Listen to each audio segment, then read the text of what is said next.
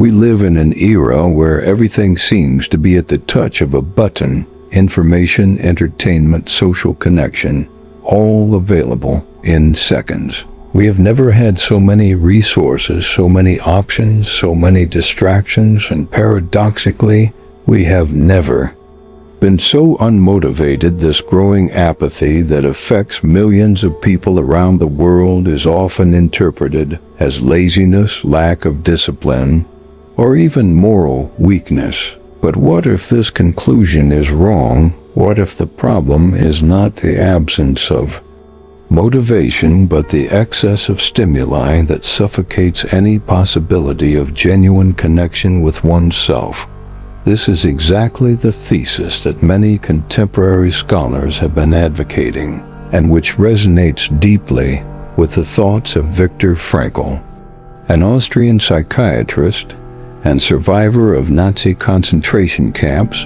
Frankl had his family exterminated in Auschwitz and spent years living with death, hunger, and brutality, yet he managed to find within himself a strength that did not come from pleasure or the hope of freedom, but from something much deeper meaning. For Frankl, human beings are driven above all by a will to meaning. It is not the pursuit of comfort, pleasure, or success that keeps us alive, but the ability to attribute significance to our existence, even and especially in the most extreme circumstances. This thought sheds a disturbing light on the reality we face today. If genuine motivation arises from meaning, what happens when an entire society is conditioned to seek only pleasure and distraction? What happens to the human psyche when every moment of boredom is filled with a video?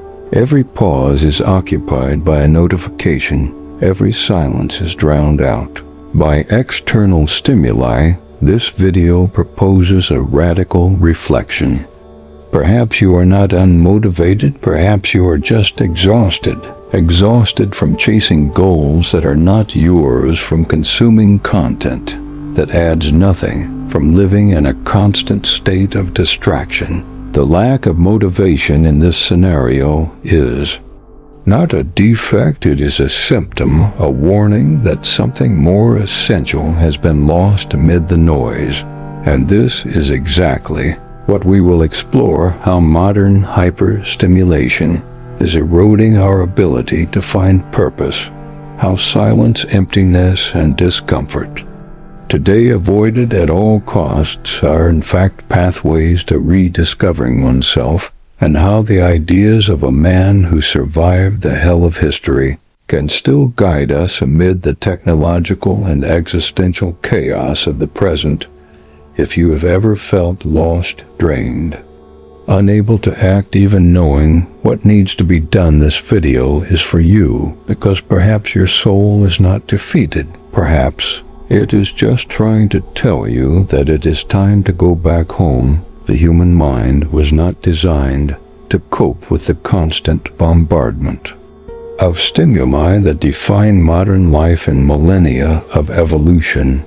Our brain adapted to natural cycles of activity and rest, focus and dispersion, presence and introspection. But in recent decades, something has changed drastically. We have entered an era of hyperstimulation where every second of silence is filled with notifications, bright screens, artificial sounds, and an avalanche of information competing for our attention at every moment. What was once considered idle time, moments to reflect, feel, just be, is now seen as wasted time. Technology, instead of being an ally of consciousness, has often become an anesthetic for the soul. We scroll through endless feeds, not because we care about the content, but because we cannot bear silence. We binge watch series, watch short videos, consume news at a frantic pace, not to inform or grow, but to escape from ourselves. This behavior has profound consequences. Dopamine, the neurotransmitter associated with motivation and pleasure, is constantly activated by small spikes of digital stimulation. But these spikes are shallow and artificial. The more we expose ourselves to them, the more insensitive we become to the natural stimuli of life. What once excited us, a meaningful conversation, a creative project, a quiet walk, begins to feel tedious. Our brain, addicted to novelty and immediacy, unlearns to value the deep, the slow, the significant. This is the invisible root of modern demotivation. Easy pleasure kills real motivation.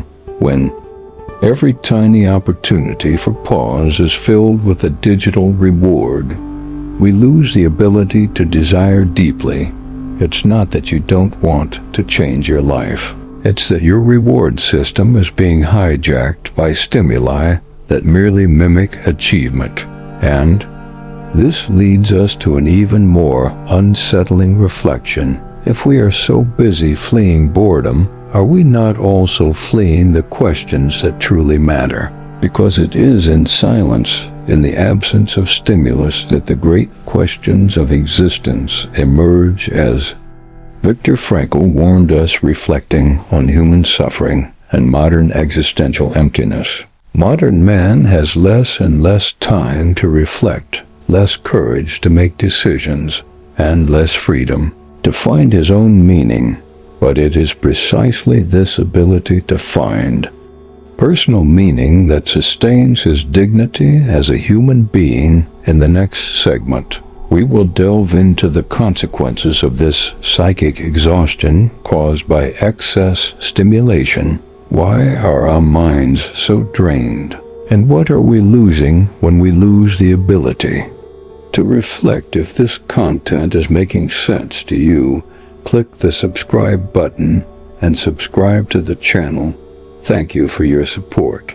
What happens to a mind that never rests, that never silences, that is never allowed to simply exist without stimulation, without expectation, without distraction? The answer is simple but devastating. It fragments. The overloaded mind does not think, it merely reacts. It does not contemplate, it consumes, and over time this mind loses its most precious ability to reflect. Reflecting is more than thinking. It is stepping back and observing. It is allowing thoughts to settle, emotions to take shape, values to reveal themselves. It is in this internal space of silence and elaboration that we build our identity, that we understand our experiences, that we connect with what truly matters. But when every microsecond is invaded by a new stimulus, this space is eroded in its place. A frantic, anxious mind emerges, unable to sustain a deeper line of reasoning, let alone an existential search for meaning. The tired mind seeks relief, not clarity. And that is where the danger lies, because a mind that seeks only relief becomes dependent on anything that promises a quick escape. Social media, food pornography, shopping, excessive productivity, anything that distracts from immediate discomfort, even if it costs long-term well-being. This is the trap. Excessive stimulation prevents us from thinking deeply, and the absence of deep thought condemns us to repeat the same empty patterns day after day. Moreover, the exhausted mind is a mind that loses touch with itself. Without moments of introspection, we no longer recognize our true emotions. We do not know what we want. We cannot identify what truly moves us. We become at the mercy of external impulses, living according to what is suggested, advertised, or imposed upon us, and not from what emerges from within. The Danish philosopher Søren Kierkegaard said that the greatest form of despair is to choose to be something other than oneself. But how can one choose to be oneself if there is never time to find oneself? The mind that does not reflect is a mind alienated from its own essence, and it is precisely this state of alienation that fuels what we call demotivation. Because when we are not connected with our emotions, our values, our most authentic goals, any action feels forced. Artificial motivation does not arise from nothing. It is the byproduct of inner connection, and this connection requires silence, requires space, requires pause, as Viktor Frankl stated, between stimulus and response.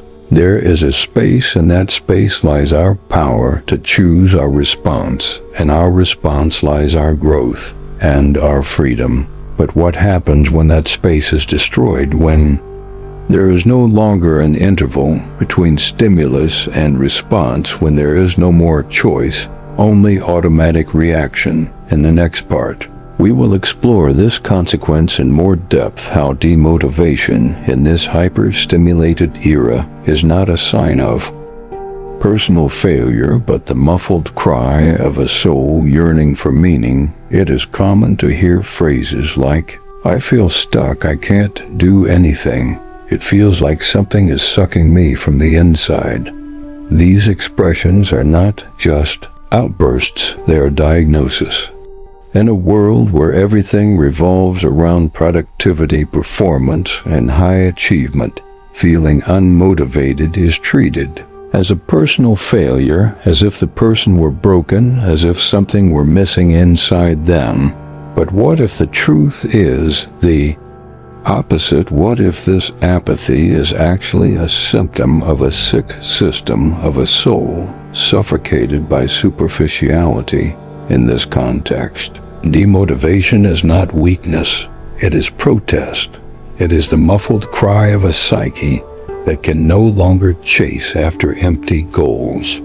Impose target stimuli that promise happiness but deliver emptiness. It is the silent collapse of someone who has spent too much time living outward without ever looking inward.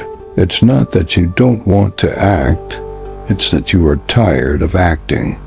Without purpose, it's not that you lack strength, it's that you have already exhausted your energy trying to adapt to a life that does not represent you. The symptom of demotivation reveals a painful truth.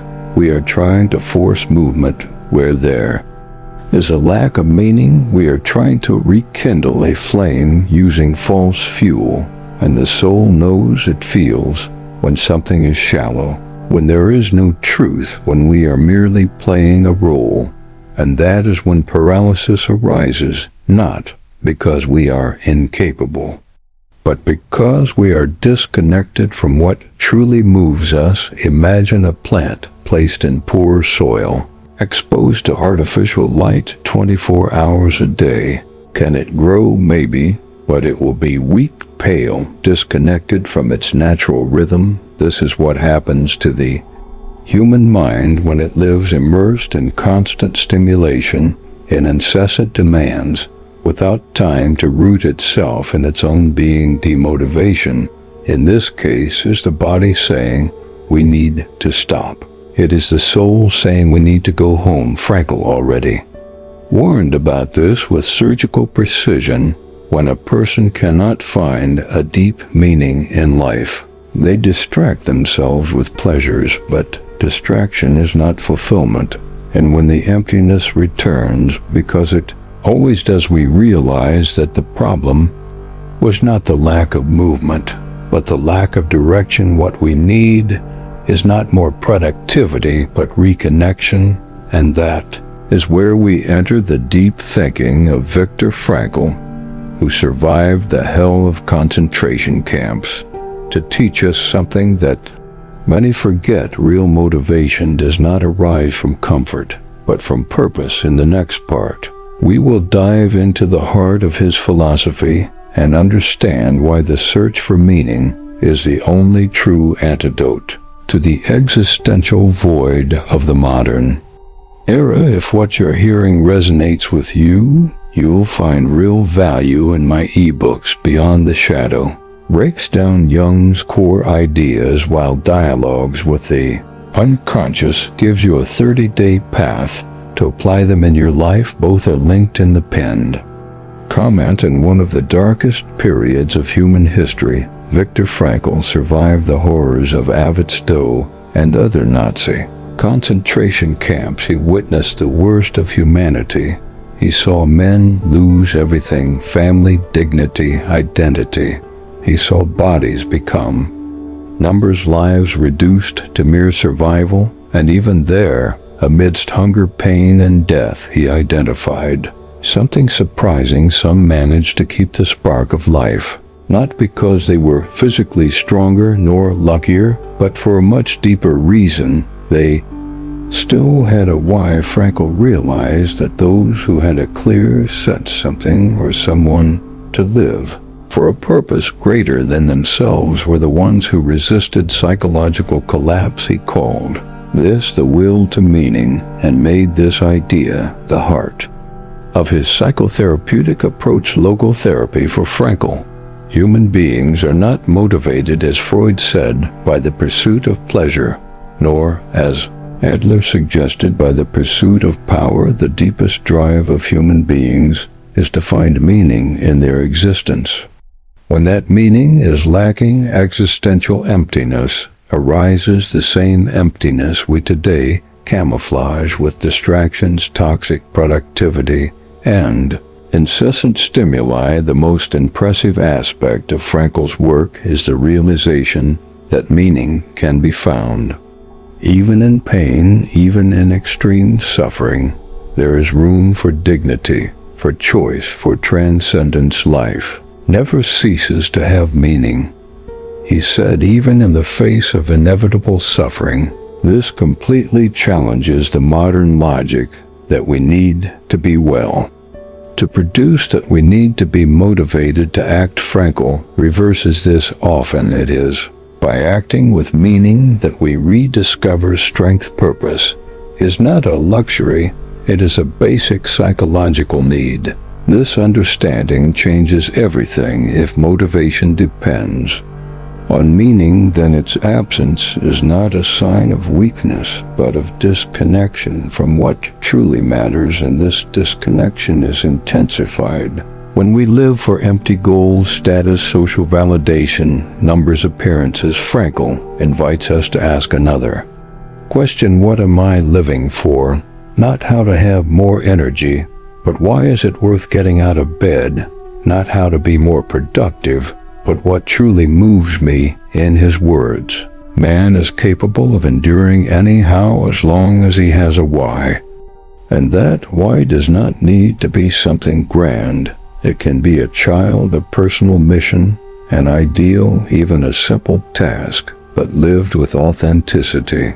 The essential thing is that it is genuine, that it comes from within, that it connects you to something greater than the immediacy of now. But how to rediscover this meaning in a life taken over by noise, distractions, and pressures. How to make space for this reconnection to happen. In the next part, we will explore exactly that: the power of silence, pause, and discomfort as gateways to a life with more purpose and presence in a society where the absence of stimulation is almost seen as a threat. Talking about silence sounds like heresy. Silence confronts us. It forces us to listen to what we have been avoiding: our most chaotic thoughts, our most repressed pains, our most uncomfortable questions. And yet it is precisely in this seemingly hostile territory that the key to reconnecting with what truly matters resides. The modern human has been conditioned to fear emptiness. They cannot stand waiting, cannot tolerate being alone, do not know how to simply be. But this emptiness, this space unfilled by stimuli, is not a mistake. It is an invitation to pause, observe, reorganize. Because it is only when the noise ceases that we can hear the voice of consciousness. It is only when the excess dissolves that the essential can emerge. Frankl said that life demands a response from each of us, but to respond, one must first listen. And listening in this saturated world has become a forgotten art. We are so accustomed to the constant flow of information, opinions, and external expectations that we have become deaf to our own inner. This call is not loud nor spectacular. It is subtle, whispered in the gap between one thought and another, and it can only be captured when we create space for silence, turning off the phone, refusing another task, saying no to what is not essential. All of this may seem uncomfortable at first, but this discomfort is a sign that you are stepping out of the automatic. It is a harbinger of clarity, because before motivation comes silence, before aligned action comes honest listening, and before purpose comes the confrontation with what you have been avoiding. And yes, silence can be disconcerting. It can expose insecurities, doubts, resentments, but it can also reveal forgotten values, authentic desires, unexplored directions. The discomfort we feel in the absence of stimulation is not the enemy. It is the beginning of the reintegration process.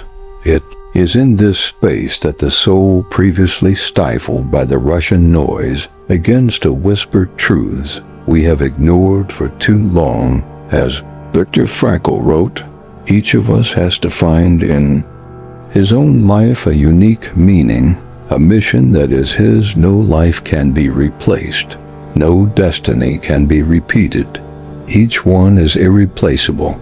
But how to hear this mission? How to recognize this call if we never stop to listen? In the next and final part, we will address the most essential step: how to transform this silence into meaningful action, how to emerge from apathy, not through external stimulation, but through authentic expression of an internal purpose. Because true motivation arises when we stop fleeing and finally choose to live with intention. There comes a moment when you can no longer continue living on autopilot, a moment when the emptiness speaks louder than distraction, when fatigue cannot be relieved by another video, another scroll, another task. This is the moment of rupture, and paradoxically, it is also the starting point, because it is when we stop seeking outside what can only be found within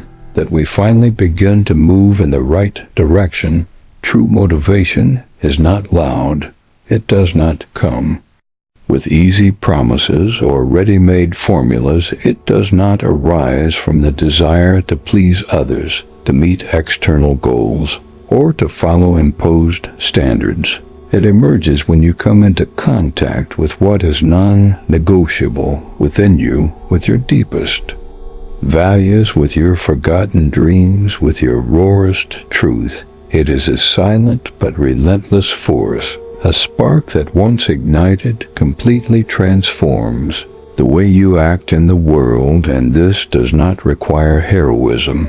It does not demand grand gestures or radical changes. It starts with the simple, with turning off the noise, with an honest look at yourself, with the small act of saying, "This no longer serves me," with the movement of going against the chaos, of stopping the frantic running in all directions and beginning to walk inward, because it is in this internal space that purpose takes shape. It is there that you begin to act, not out of obligation, but out of meaning, not out of impulse, but by choice, not to escape, but to express who you truly are. Demotivation is not a flaw, it is an invitation, a call to stop living on the surface and dive into what is real, a sign that it is time to reconnect, to make silence, to regain your own presence, to act with intention. Viktor Frankl survived hell and emerged from it with a powerful truth: everything can be taken from a man except one thing, the last of the human freedoms, to choose his attitude. In any given set of circumstances, to choose his own way. You still have that freedom, even now, and you can use it. to interrupt the cycle of superficiality and begin a new narrative, one where you are no longer at the mercy of stimuli, but guided by purpose. If this message resonated with you, tell us in the comments, what will you leave behind starting today? What noise will you silence to hear your own voice?